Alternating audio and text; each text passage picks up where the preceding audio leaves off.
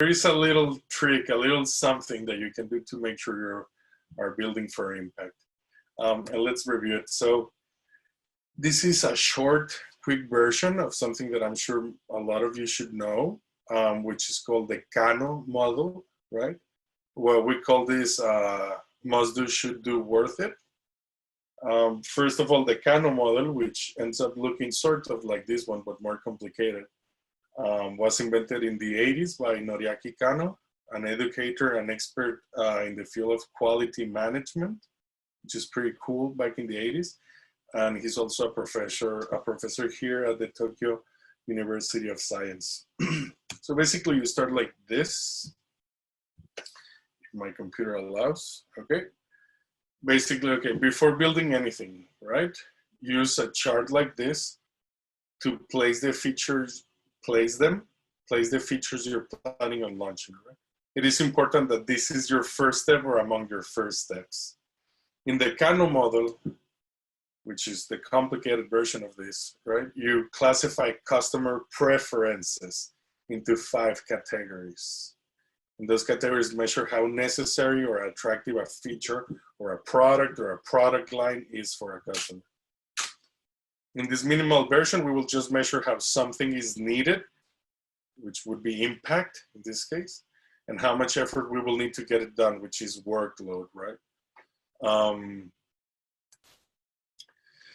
So we make our little chart here, and you start by positioning inside this chart all the features that you want to make, all the ideas that you've had. You don't need to be very precise, which is what's cool about this tool.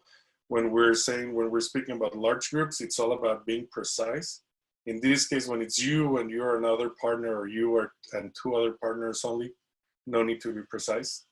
And just think about each feature that you think you need to build, and then honestly, and that's the key word, honestly put it where you think it belongs. All right, so that's what we're seeing there in the screen.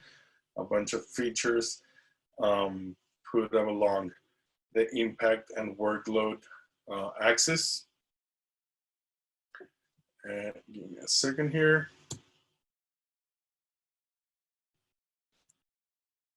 I'm sorry about that.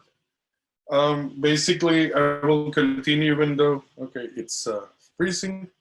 Basically, what you need to do in this case is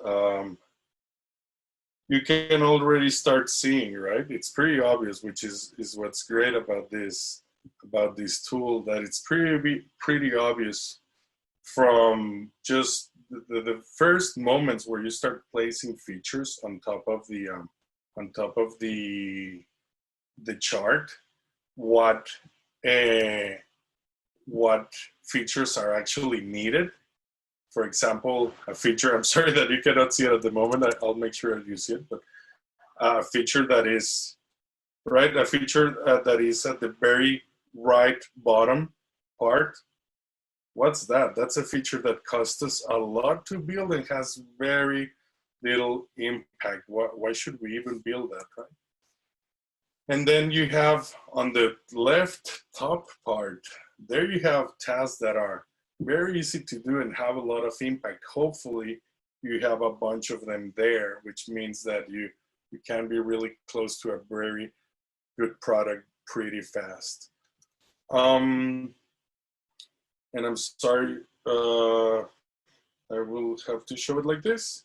And there you can see in the bottom, in the upper left corner, you can see those tasks that are the tasks that you need to go get, right?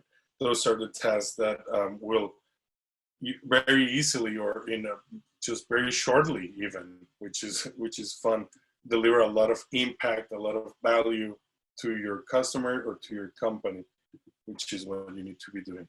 After a while, you just finish the lines, and you say in the green is what we must do, and as soon as possible, apparently, since it has so much impact. At the bottom, we have what we should not really do at all, or what you should have a really good excuse to be building that. And then in the yellow area as well, then you can probably jump into one of the other prioritization techniques and see how you would go about that. And that has been all. Thank you very much.